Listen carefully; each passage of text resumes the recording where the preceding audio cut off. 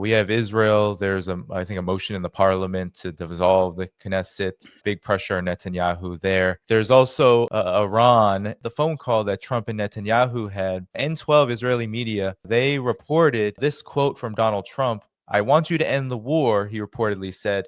"It's not just the Witkoff deal that could be reached. It's both." That means Gaza and Iran. "Finish it. The war is exhausting itself. Ending this war will help in negotiations with Iran and also the Saudis," saying that Israel needs to take the attack off the table. This is what Mr. Eric Kurilla, the CENTCOM commander, had to say. If the president directed, is CENTCOM prepared to respond with overwhelming force to prevent a nuclear-armed Iran? I have provided the Secretary of Defense and the President a wide range of options. I take that as a yes. Yes. Talk about what's happening here, not only in relation to Israel, but this broader back and forth that we've been seeing with Iran and the United States. I mean, the first thing that because I was in Iran for a week, about 2 weeks ago, and so I talk quite widely with people. Generally, the sense is they don't know whether there will be a deal or not. They're very skeptical because they feel actually that the Americans don't really know what they want. Their conditions, their terms are always changing. Witkoff says one thing, they come back with another thing. So they're not sure whether they are. But the view generally, and widely held, is that even if there's no deal, we'll take the risk. We'll accept the risk of that. Because a deal today would not bring as much benefit to the Iranians as many people think, because so much of, if you like, what were sanctions under the JCPOA have changed. For example, if you like, the central banks that was originally sanctioned pre-2015 and also the National Oil Company are now no longer sanctioned in the JCPOA context of enrichment of uranium, but are sanctioned for supporting Palestinians. And then we have CATSA, another range of sanctions that have imposed since. And since that time, the lobby have been promoting bills that would mean that any deal would have to be approved by Congress, and the Congress would have the ability to cancel it on a 2/3 majority. So when you look at it, I mean, would there be a big change? Would there be a huge lifting of sanctions? Well, that wasn't the experience first time round with the JCPOA, rather the opposite. And also, it wasn't just the actual sanctions, it was the informal sanctions. When Trump took the US out of the deal, it was supposed to be that Europe could continue to do business under the JCPOA with Iran, but it didn't happen. Why? And I went, at the time, went to the banks and asked what was going on in London. And I went to have lunch at the board or something, and they said, "Listen, Alastair, just last week, we had a representative of the US Treasury sitting here, where you're sitting here, and he made it quite clear. He said, listen, look, you probably noticed that a number of European banks have received really hefty fines for money laundering or lack of due diligence." He said, "Don't deal with Iran. Best not to deal with Iran." And they didn't. So, I mean, it wasn't just the formal sanctions. It was the question of the whole relationship. So there is, getting back to your question, there is a sort of sense of, it's going to be much more difficult to get something. And Iran will not give up the right to enrichment. It's included in the NPT. The NPT, the Nuclear Proliferation Treaty, does not say a limit of enrichment. That is not included in it. You can enrich up to 99% under the NPT. It doesn't say you mustn't. They are intending to do this. All of the proposals that are coming from the Americans are quite dubious. That they're suggesting that there would be perhaps a consortium established that would provide enrichment initially in Iran, and this consortium, as the consortium comes into being, Iranian infrastructure would be destroyed, and then the consortium would fade away and would not be in Iran and would be gone. In other words, Iran would be like it has been for some time, with no source of uranium to run. This was the case with the medical reactor at Tehran, the research reactor, which is used mostly for producing medical isotopes and medicines and things. It's very important and very widely used nuclear processes in medicine. And some years ago, they ran out of 20%. 20% is miles away from a weapon of any sort. But they ran out of 20% enrichment. And what happened? They found buyers. They found people willing to sell it to Iran. And America said, no, you can't have it. So they know that if they lose on site, if you like, inside Iran enrichment, America at any time can just say, oh, we'll just turn off the tap. We don't like what you're doing. We'll turn off the tap. And your industry and everything that's dependent on nuclear energy will close down. On the one hand, you have Israel, of course, continuing its onslaught in Gaza. You have the Gaza flotilla incident, but you also have a situation where Trump seemingly is being leaked out to be pressuring Netanyahu to end the carnage and the genocide in Gaza. But at the same time, and we've almost been here before earlier in his administration. So what do you make about the implications for Israel as well as the regional situation as the US-Iran talks continue? Well, the first thing to understand, and this is not controversial or can really be countered, is that Israel is not capable of in any substantive way attacking Iran, certainly not its nuclear facilities. I just want to say that even the deepest bunker buster bombs that the US has, the GU-57s, can only reach down to 66 meters in depth. Even the latest nuclear weapons cannot get beyond 500 meters. And they would have to be flown by a B-2 and only 2 bombs per aircraft. And the Iranian nuclear facilities are half a mile deep underneath a mountain, i.e. at least 800 meters and more down, and not even a single shaft. It goes down, it goes one way, it goes another way. They are not able to destroy those. Neither Israel nor the United States is likely to be able to destroy those. It would take something like 200 nuclear bombs to get down to that depth inside a mountain.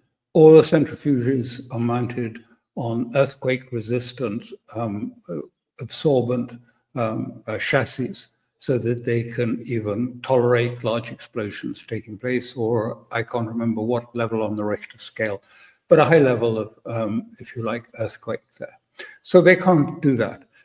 So what's going on really is that Netanyahu is desperate. You rightly say the situation in Israel is really almost poised on internal civil violence, because they see half the population, if you like, the more westernized, Europeanized population of Israel regard a coup as underway. The part of the right, what they call the Messianic right, is staging a coup. They are quietly changing the political situation in Gaza. Smotrich is annexing quietly the whole of the West Bank, and Ben-Gvir is changing all the rules on the Temple Mount, the Haram al-Sharif, Al-Aqsa, allowing more and more, if you like, settlers to come onto it, preparing for the sacrifice. So there is a big changes taking place, and this is causing a great deal of controversy and I mean the violence is intense. The police attack, the families demanding the hostages back. As if they were Palestinians. They're really vicious towards them. And there is this feeling that Netanyahu just is not obeying any of the laws. He's got rid of the head of Shin Bet, Ronan Bar. He has also now in the process of firing the AG, although the Attorney General, although she says she's not going. and nothing happens. And he progresses in this. He's ill. He has a pacemaker for his heart. He's had various operations. He's deeply unwell. He has to stop his court appearances regularly, has 2 doctors in attendance most of the time. And he's desperate. He needs something to get out of this process. It's open secret in Israel that Gaza is a failure and is unlikely to change. They just see this as a sort of waste of, young Israeli lives. I mean, I don't think we have to spend too much sympathy on that, because those young Israelis are also killing Palestinians and killing Palestinian children. So it's, this is war, and this is what they brought it to. But there is a deepening resentment and a sense of questioning, well, what is Israel? What does it stand for? How are we going to get out of this mess? It's a huge mess. And the tensions from that are really rocking the whole foundations of the state. Will Netanyahu survive till the summer recess in the Knesset? I don't know. It's very much in the balance, because the Haredi, that is the Orthodox Jews, are threatening to pull out of the government unless they get a bill through that removes their obligation to military service. They won't fight in Gaza. And the Ashkenazi, if you like, the Europeanized, more secular Jews say, well, why do we have to send our boys and girls to be killed in Gaza? If you people won't do it, instead you go to and study the Torah all the time rather than fight for the country. So it's a bitter situation there. So it is coming apart. It is definitely coming apart. The answer is what will be the consequences? I don't know. It's a new situation. In the whole region is sort of teetering on the brink of some sort of explosion, one way or another, whether it comes in Iran or the consequences from Iran. What is Trump going to do? I mean, he's in a predicament, isn't he? I mean, he said, oh, I'm going to do a deal with Iran, and he's not going to get a deal. He's not going to get a deal that says zero enrichment. And we will go, as Trump said in his last statement, we'll go wherever we want, we'll take whatever we want, we'll blow up whatever we want, we'll go into the laboratories and blow those up too, and we'll remove whatever we don't like there. That's not going to happen. So, what's he going to do next? When I was in Iran, and I'll sort of leave you with this thought on it, many Iranians, serious senior Iranians, but some of them said to me quite, look, there will be a deal or there won't be a deal, and if there is no deal, there may not be military consequences. And that was quite interesting. They said, no, because, they can't attack our nuclear.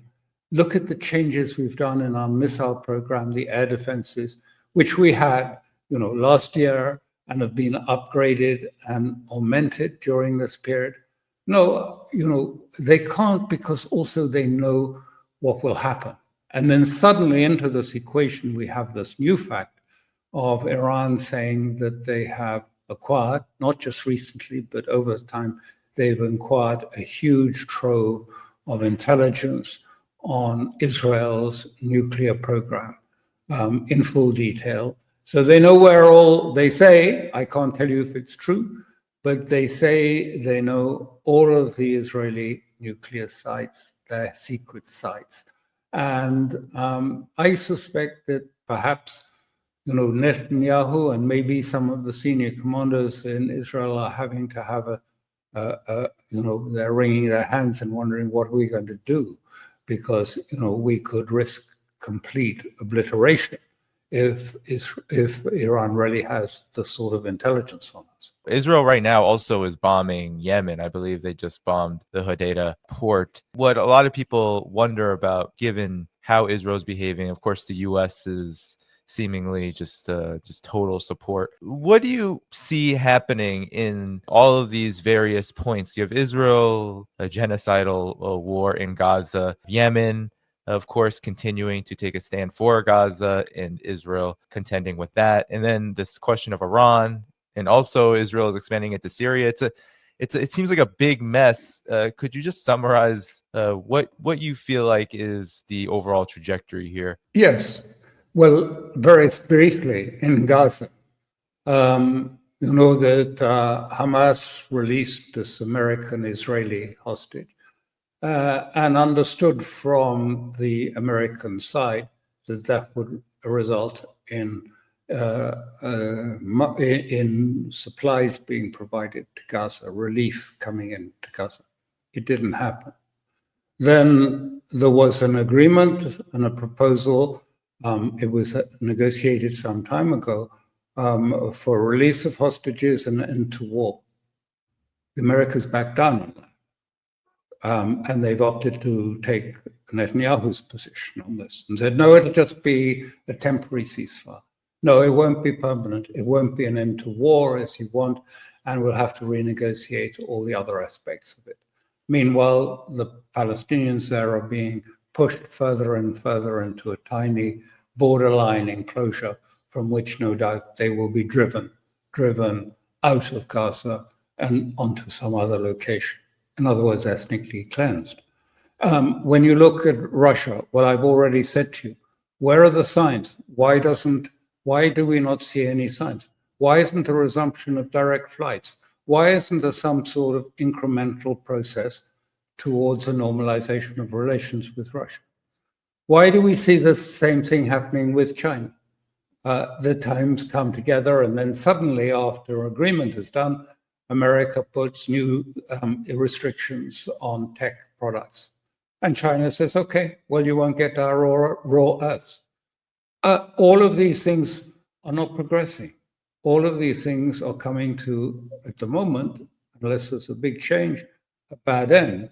And this is going to feed through and bleed into the, if you like, the distrust on the financial side, the one that's so important to Trump, which is to be able to maintain the dollar trading hegemony.